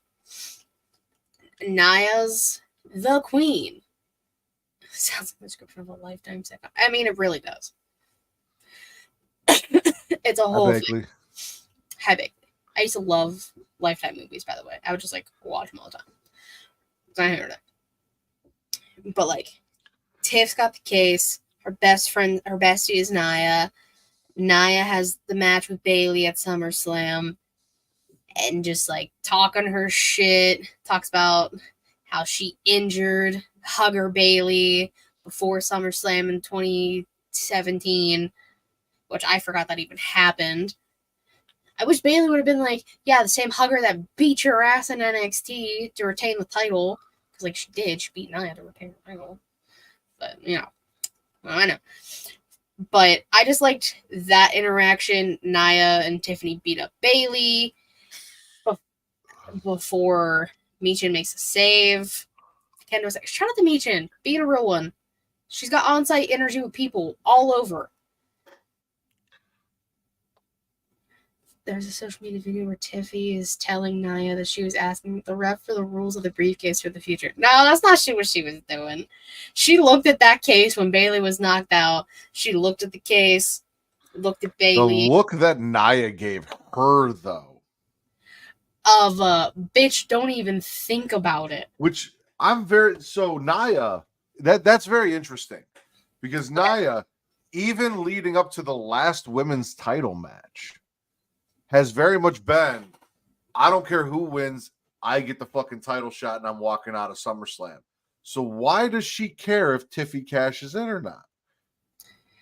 Is Nia slightly concerned that maybe Tiffy might give her a harder time than Bailey or Piper? I think, well, like I said on She Elite, I think, I mean, a multitude of things can happen in SummerSlam. Nia could somehow pull off the win on Bailey, and then Tiffany could just immediately cash in, Very Nia like winning. hey, Alexa did it to Nia. I was gonna say Nia winning titles and blonde girls cashing the fucking out her. And that's what Bailey started to say before Nia and Tiffany were like, hey, no. Because that's exactly what happened to Nia last time. Yeah, it was. Her friends or frenemies won the case. So I think Tiffany's going to cash in at SummerSlam regardless. But I don't want her to. I don't want her to either. I want her to hold it for a long time, but based off of everything right now, that's my assumption. Nia making friends is going to start to cost her. Yeah, true. Oh, yeah, 100%. I'm with you, swelling all that. Also, mind you, Nia had a match with Mi Chin in there as well. Knocked Mi Chin's eyelashes off, bro. Like, she did. She knocked her fake lashes off. Because then she hands them to Bailey, and then Bailey puts them on the ring. Shit's crazy. Oh, here we go. Ladies and gentlemen, and still your NXT Heritage Cup champion, the man with all of the heritage, Tony D'Angelo defeats Lexis King. And not only is our Don out here winning Heritage Cup matches, he is also gainfully employing NXT superstars who just can't find a gimmick that works for them, because he had Eddie Thorpe up there DJing the whole match, pissing Lexis King the fuck off, which was entertaining as all hell to me. Like, again, the Don wrestling with a DJ playing in the background like he's in the club dancing. Fucking gangster shit. Mwah! Loved it. Love me some Tony D. Swallow. Who doesn't love Tony D'Angelo? Good for Eddie Thorpe, because I haven't gave two fucks about Eddie till now. To be honest, Eddie Thorpe has always been a DJ playing Native. Yeah. And like that's what he's talking, like he talked about it like last week or something, and like he was like, that's real music is like Metallica and Guns N' Roses, and like shut the fuck up. Real music isn't just rock, you dumbass. I hate Lexis. Besides the throne, like someone else could have had that throne slide. Didn't have to be like. You think Eddie Thorpe is the new Heritage Cup champion? You know what? Listen, heritage is heritage, man. Native American heritage is Native American heritage. I would not be. Listen, Tony's got to drop that so he can move on to bigger, better things. But like All Ego Ethan Page. Well, maybe. I don't know. That title seems a little crowded. How? Well, Javon got taken the fuck out. He gone. Yeah, because fucking. All right, this is just good. Is it my turn? Katie, spit or swallow. All right, so this is just gonna be a shit ton of stuff in one because everything got connected in NXT somehow. I'm gonna swallow the NXT title picture and everything that kind of is going with it. So, like you said, we're in the all ego era. I like all ego era more. That's just me. It is all ego era. I just said the ego era, but it is all ego. I even have in my notes all ego era begins. Yeah. Which, like, again, I love a good catchy title. That's cool. He's just like talking his shit. Trick comes out pissed off that Ethan won, rightfully so, because that was his title. And then once his rematch, he said, aha, no, not gonna happen tonight. Sean comes out, was like, I expect a thank you from Ethan because I helped you win that title. And then Javon comes out. I mean, everyone talking their shit. Javon's like taped up ribs, and he's like, I had both of y'all beat, and like I would have been the new champion, and hustle bustle happens. Tag match for the main event. Okay. Intertwined. Why are you clapping? I'm just slowly building. I don't like him. I believe in Joe Hendry. Oh my god. I don't. Anyways, hold on. We're not there yet. Give me a second. So, intertwined with this happening. Fuck off, Bagley. Javon gets attacked backstage by Brooks Jensen after Brooks Jensen had the meeting with Ava and was like, you know what? Thank you for giving me it. Like, she's like, I'll give you one more chance. Do not fuck this up. 10 minutes later, he fucks it up by attacking Javon Evans because he's like, I want to make a name for myself. I want to, and Josh Briggs is like, I put my neck on the line for you, dude. Which, honestly, shout out to Josh Briggs, because if I saw Brooks Jensen fucking up left and right, I'd be like, I'm done with this. I tried and he didn't listen. Josh Briggs is still gonna maybe keep an eye on him. I don't know. I mean, they were tag team partners for a long time. They were best friends. They were besties. I'm still hoping now besties. that Fallon's heel and Brooks is heel. Josh is also technically heel. We ship that shit. Listen, Josh is not in this. This is about I thought Brooks you were talking about the finally losing his virginity. Okay. No, we need Brooks to lose his virginity, and Fallon's the one for him. I'm not letting it go. She needs to show what reverse cowgirl really is. But regardless, so like that happens, and Briggs is like, I can't believe you did this, and Trick's like, okay, well now Javon's out, so I need a tag team partner. He's getting interviewed by Kelly, and Trick like is about to walk away, and Joe Hendry's face appears on the screen. Mind you, no one said his name the entire night. No one said the words Joe Hendry. So I don't know why it's say his name and he appears. Nobody fucking said your name, sir. So why did you appear? But no, and then Gallus talking to Little Rascals are just like... Everyone on the internet said his name. I said his name. I didn't. Not me. And then, like, the Little Rascals are talking to Gallus, and Gallus, like, bring up Joe Hendry kind of in, like, a weird way, but, like, don't say it. I don't know. But again, they didn't say his name. It's not show my picture and I will appear. It's say his name and he will appear. No. Listen, Katie. I didn't say his name. By the way, finally, ladies and gentlemen, the Rack has come back to the Smackin It Raw podcast. I did a little bit of the Young Kings. I did a little bit of the Chile. Now we are here on Smackin It Raw, my home. The SmackDown is the house that AJ Styles built. Well, this is the house in which the Rack fucks, ladies and gentlemen. Now, let me tell you something, Katie. Maybe it's not always outside verbal. Maybe sometimes all you have to do is think his name. Because I hear you thinking the Rack's name all of the time. Just now, every time you said say his name, in the back of your head, there was that kind of like the Rack. I heard it, and now I am. No. It was. There was not. It is also with catchphrase. That is true. But, like, we get Joe Hendry as the mystery tag team partner for Trick Williams. And everyone is so happy. I just don't understand him. And so the Rack will say this. Joe Hendry has done something that a lot of people in the wrestling business have been famous, not famous for, but have. So like Ty Dillinger, right? Ty Dillinger is the good in-ring personality, the character. All he did was go like this, and everyone fucking loved him. Like, all you gotta do is find something, Katie. This man made a music video.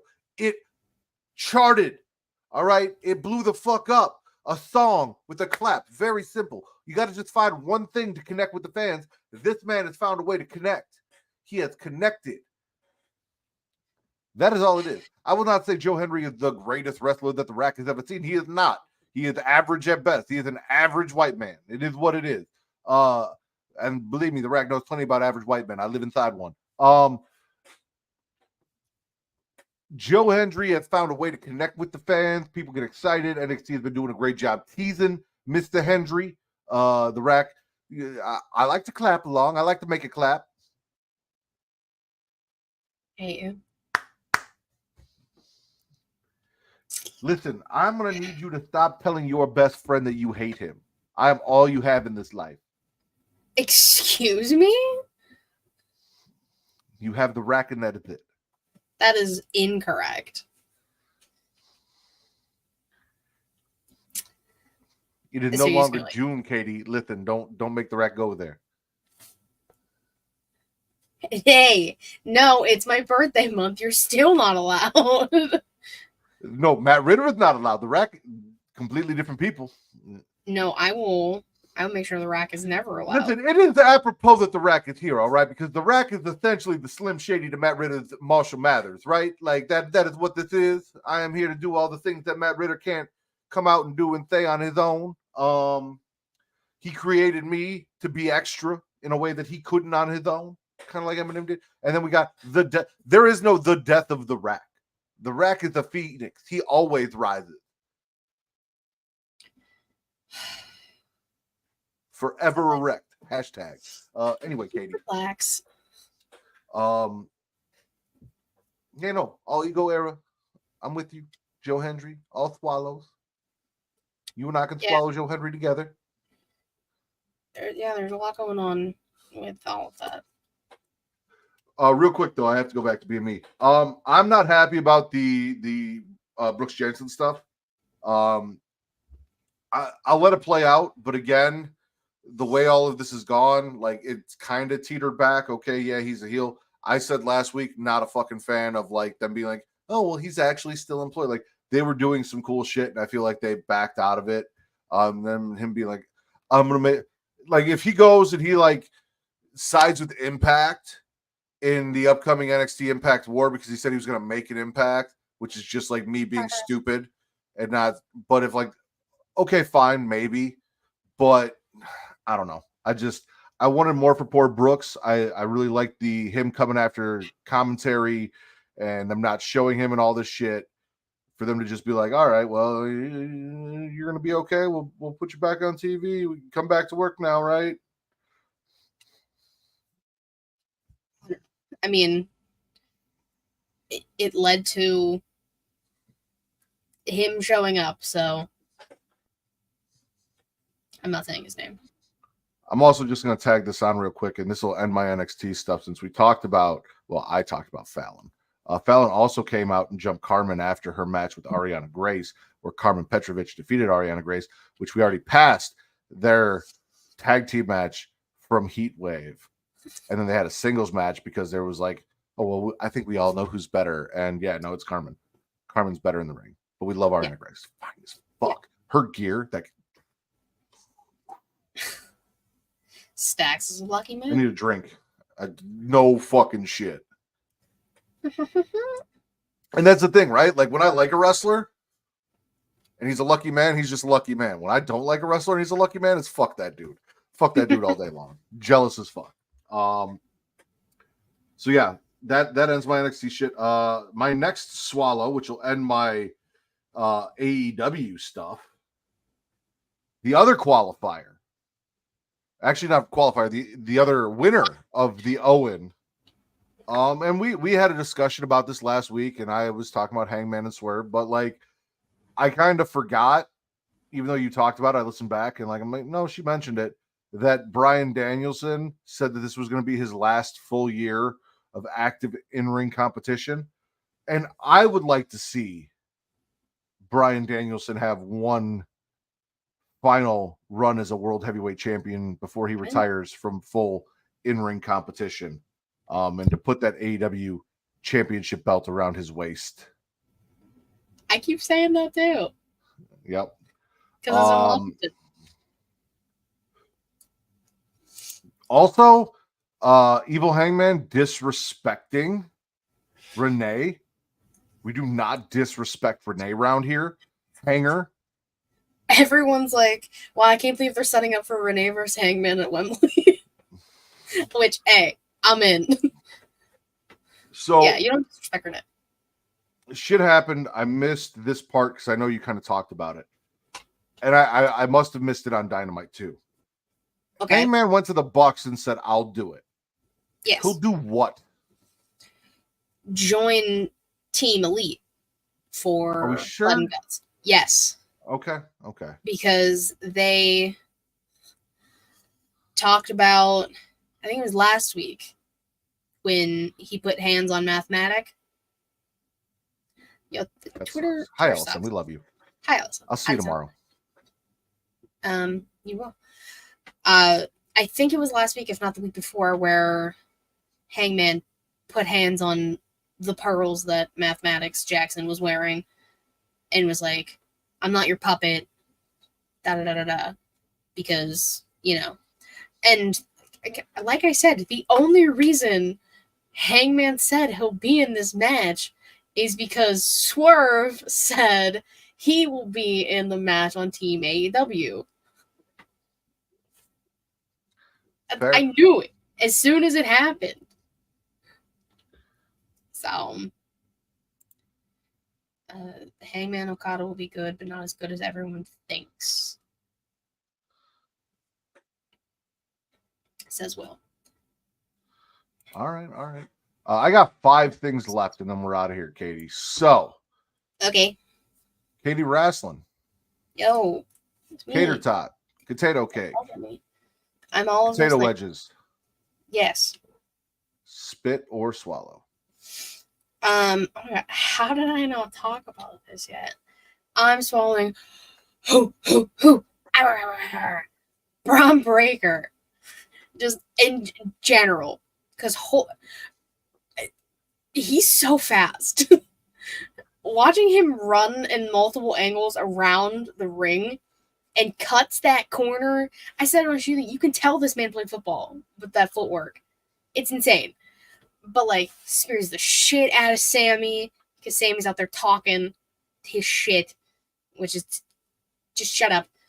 Braun comes out and is like, you know what? Hey, you're the first person to beat me on the main roster, which is a damn shame, by the way. Spears the shit out.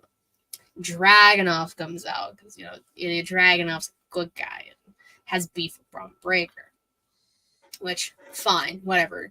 Whatever, Dragunov. You do you, boo-boo. Go ahead. But then we get Dragunov and Braun later. And that's always fun. Because I've got that shit in NXT. And it's still going to be good. Regardless. And now, for some reason, Dragunov gets an IC title match next week. Well, Katie. What? When someone beats the living fuck out of you and you come down to protect them and you're the champion, you have carte blanche to be like, you know what? You're a good person. Let me reward you with an IC title match. I have that prerogative. Dragunov is going to rip Sammy's beard off. I don't know if I'd call it 50-50 booking. Vaguely, he said Braun's 50-50 booking. Insert here. Braun did chuck a chair directly into Dragunov's face and gave him a stroke. So we'll see how good he is next week because he was just on the floor like twitching and shit. Well, yeah. Dragunov's selling is scary. Yeah. I constantly think something wrong is happening. He loses which is good. Match, Like, he loses the rematch.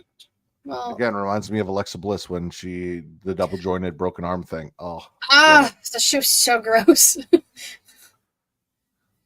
I'm down for him winning the rematch. Like, I'm cool with that. Like, put the fucking IC title on Braun Breaker already. I really thought we were gonna get a triple threat at Money in the Bank. I was like, what pay-per-view is Money in the Bank? But now we might get a triple threat at SummerSlam. Put the IC title on Braun. Let Braun run with that title until Obafemi comes up and takes it from him. Holy shit. And let Braun go unfucking defeated. Just wrecking motherfuckers until Oba shows like up. A better version of Bill? Yes. Better version Bill. The way better version of Bill. I won't say what I'm talking about. Sammy getting broken twice because Sammy also came down to help out Ilya and then got fucked up again. That's on you, dog. That was on my list. So that was my last thing for Raw. All I have left is the SmackDown stuff. Where do I want to go, though? Actually, now that I'm looking at it, it's three things because I have three things spelled out separately, and I combined two of them, and I should have combined them all. So, let's. We already said we're both Cody Rhodes. Katie Wrestling. You know what I want to talk about? Cody Rhodes. What do you want to talk about? Randy backstage telling Cody, "I will always have your back, bro. Liar. I know you want to go out there and do this on your own, but just know I will always have your back." And then talks about how Kevin Owens isn't there, and the entire time he's staring directly at Cody's waistline, and not because of his dick. Then after a tag team match that I'm sure Katie wants to talk about in and of itself, the Samoan werewolf, Jacob Fatu, kills everyone, including my boy Tommaso Ciampa. Like, what the fuck did they do? They existed. And listen, I love me some Ciampa. I do. No one will survive. He did not survive that fight. He tried. He fought his hardest. He did not survive. It was after like a tag team match. He did not survive. All right. No one did. And that was basically just to clear the way for Solo to come out and talk his shit as my tribal chief. This is my bloodline. All right. I acknowledge Solo. Listen, Roman was great. We love Roman. We love Roman, right? Roman was not out there in clean ass fucking suits, looking like an actual mobster, looking like he was really running shit. Solo made great points. His record doesn't have to use that book God versus use that to book God versus okay. Yeah, Solo's record isn't great, Mr. 0-35. Fuck off. But he comes out, he talks his shit. Cody's like, listen, we don't need to do this, right? Like, I know what you want. I want it too. Adam or Nick. I was like, get him correct. But basically, it's gonna happen, all right? And then they surround Cody, and Cody gets jumped 4-on-1. And then I hear voices in my head, but no, it's actually on the Titantron because Randy comes down. Randy starts cleaning house and taking everyone the fuck out. Apparently, so I've been playing God of War. Which one? 2018. God of War 4 technically, but it's just God of War. Because I started it back in like 2021. I never finished it, and then I started it again, and then I never finished it, and then I started it again. This time I'm actually gonna fucking beat it because I had nothing else to distract me. It's a great game. It is. But Boulder, right? Feels no pain. Fucking Samoan werewolf, because he took that DDT and just nothing phases Jacob Fatu. Gives no fucks. 4-on-2 beat down on Cody, on Randy, on Legacy. 2-on-4 beat down. Bloodline takes out Legacy. There we go. That's the one I was looking for. Then they tie Cody in the ropes, crucifix and make him watch a tribal sacrifice. We talked about it with Paul. You can call it the shield bomb. I'm calling it the tribal sacrifice. He was sacrificed to our one and true leader, Solo Sikoa, the one. You know how the Usos are like, we are the ones? No, he is the one. Literally, his name is fucking Solo. The one. Put your ones up. Put your Solo up. Put your Solo up. Not the Solo Cup, the Solo up. No. Listen to me. Did you see? Now, I'm all about the conspiracy theories as what's going to happen with Roman coming back and like bloodline versus bloodline shit. And make him. There's a sign in the crowd that said Solo's. I don't think Solo's fat. So like, people are insane. That's my thing, right? Samoa Joe, Solo Sikoa, Jacob Fatu. I love me some thick boys. I was gonna say, they're not even like that big. Like, I don't know. But I love the conspiracy theories as to what's going to happen when we get bloodline on bloodline warfare when Roman comes back, potentially starting at SummerSlam. The way Jacob Fatu was looking at Solo while Solo was talking, this was pre-beatdown of Randall and Coterie, It's like he's looking and like his eyes kind of like dart up and he's kind of just staring daggers at Solo. People are speculating, and I wouldn't be opposed to this. Jacob is actually working for Roman. I would be okay with it because I wouldn't. Nobody really expects that to happen. I laid my theory out on Young Kings Wrestling.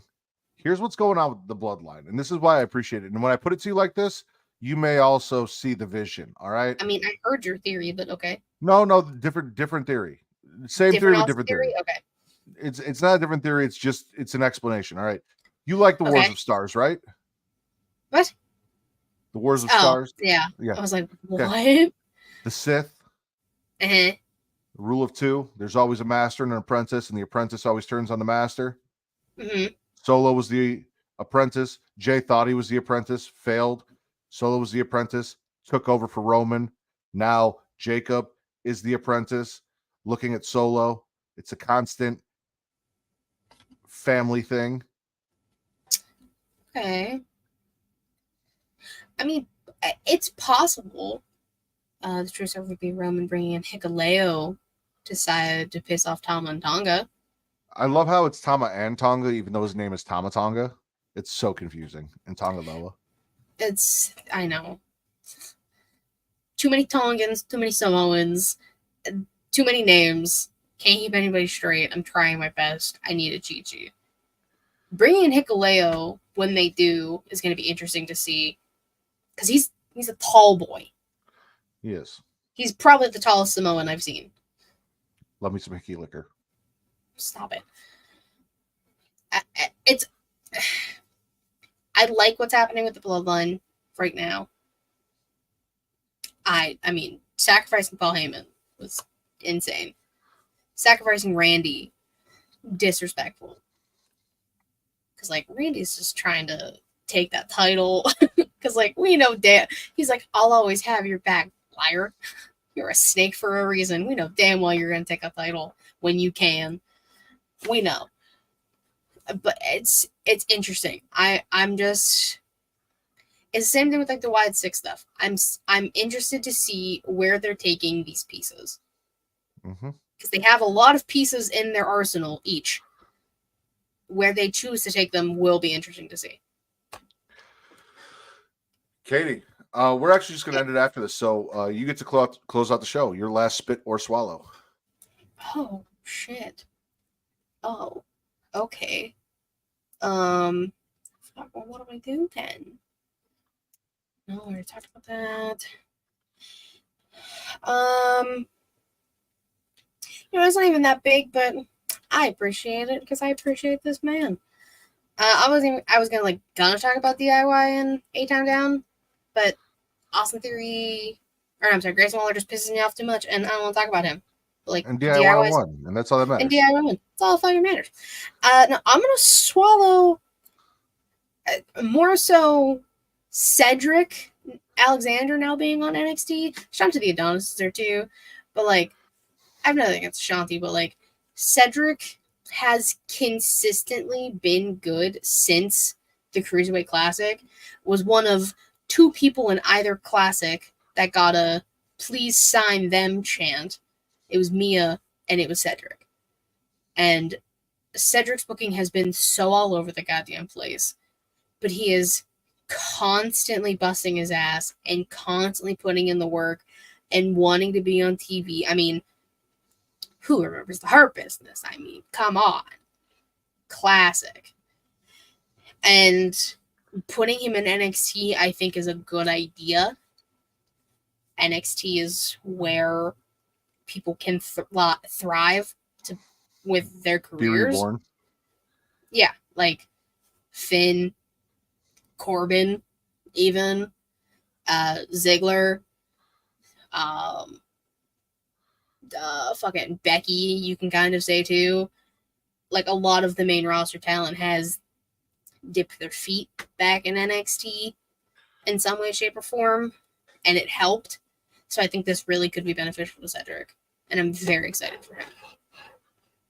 All right, Katie, what was your favorite show you watched this week? I mean, I kind of gotta give it to Monday Night Raw. I got Sonya, I got Rhea, at Wyatt 6. Yeah, I'm gonna lean towards that as well. Woo! Liv and Dom almost kissed. Ooh. Tell everyone where they can find you, Katie. You can follow me on Twitter, JDWrestling13, Linktree in my bio to get all things She Elite Showcase, twitch.tv/She Elite Showcase, and youtube.com/She Elite Showcase, typically Thursday, 6 p.m. Eastern-ish. It's like 6:15. You can find me on Monday when the newest Young Kings episode drops. Matt was actually supposed to do it, but then they had to change when they were going to do it, so then I got subbed in. So, ain't no problem. I try to push agendas because we did a what did TC call it? I don't remember what TC called it, but it was a Money in the Bank cash-in bracket. And just wait. All hell breaks loose. Just wait. It's a great time. It's a great episode, but check that out when it drops on Monday. We're getting off next week. Oh, that'll be fun because we'll be doing getting off going into my birthday again, so that'll be fun. Yep. Yay. Woo. And as always, you guys can follow me at Matt Ritter, MattTRDDR on Twitter, at Getting Off, on Twitter, Getting Off for your horror content, Matt Ritter for your wrestling content, and everywhere else at Smackin It Raw, Threads, TikTok, Instagram, and Blue Sky. For Miss Katie Kinsey Bay, I am the patron saint of podcasting, the word Matt Ritter, and this has been your #1 wrestling podcast on places where you can find people having sex on the internet.